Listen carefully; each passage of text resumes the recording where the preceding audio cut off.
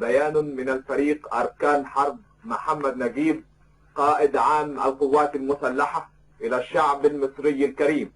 بني وطني، إتماما للعمل الذي قام به جيشكم الباسل في سبيل قضيتكم، قمت في الساعة 9 من صباح اليوم السبت 26 من يوليو سنة 1952 الموافق 4 من ذي القعدة سنة 1371 بمقابلة حضرة صاحب المقام الرفيع علي ماهر باشا رئيس مجلس الوزراء، وسلمته عريضة موجهة إلى مقام حضرة صاحب الجلالة الملك فاروق الأول تحمل مطلبين على لسان الشعب.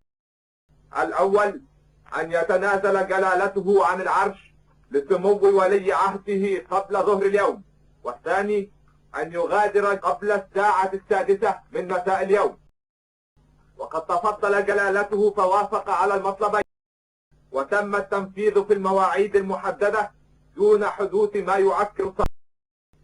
وإن نجاحنا للآن في قضية البلاد يعود أولا وأخيرا إلى تضافركم معنا بقلوبكم وتنفيذكم لتعليماتنا وإخلادكم إلى الهدوء والسكينة، غير أنني أتوسل إليكم أن تستمروا في التزام الهدوء التام حتى نستطيع مواصلة السير بقضيتكم في أمان.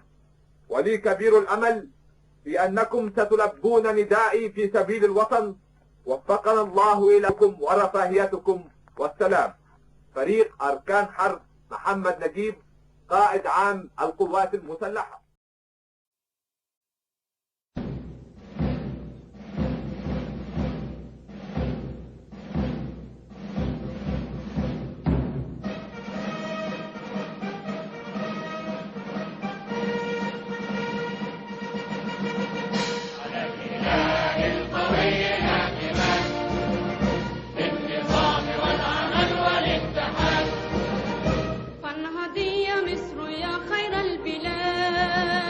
واصعدي للمجد وامتلي الرشاد، فانهضي يا مصر يا خير البلاد، واصعدي للمجد وامتلي الرشاد بالاتحاد والنظام والعدل.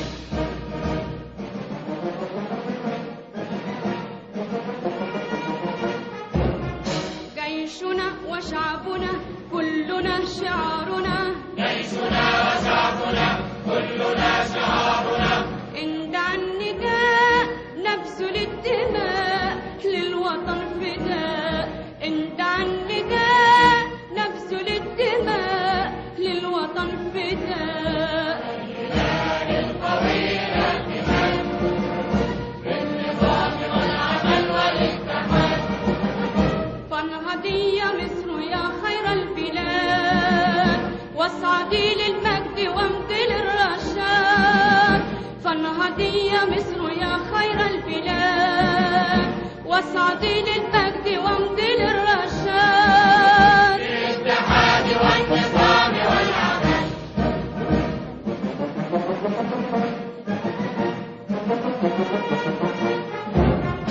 للأمام للأمام في الحروب والسلام، للأمام للأمام في الحروب والسلام، نتقي الإله نبتغي رضاه جل في علاه، نتقي الإله نبتغي رضاه جل في علاه. الهلال القوي الاتحاد بالنظام والعمل والاتحاد، فانهضي يا مصر يا خير البلاد، واصعدي للمجد وامتلي الرشاد، فانهضي يا مصر يا خير البلاد، واصعدي للمجد وامتلي الرشاد بالاتحاد والنظام والعمل.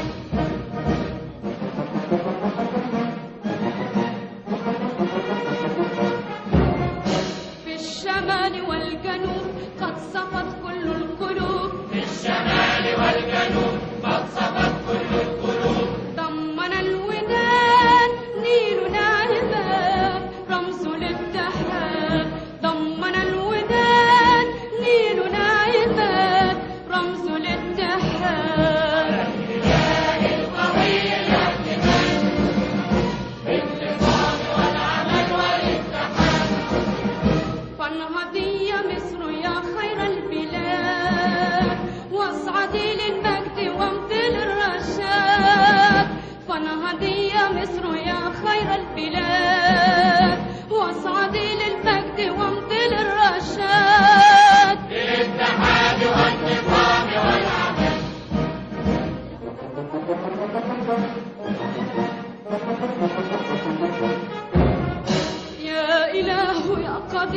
أنت يا نعم النصير، يا إله يا قدير أنت يا نعم النصير.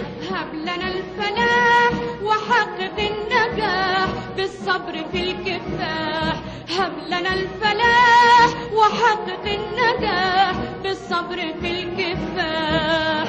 إله القوي الاعتماد بالنظام والعمل والاتحاد، فانهض يا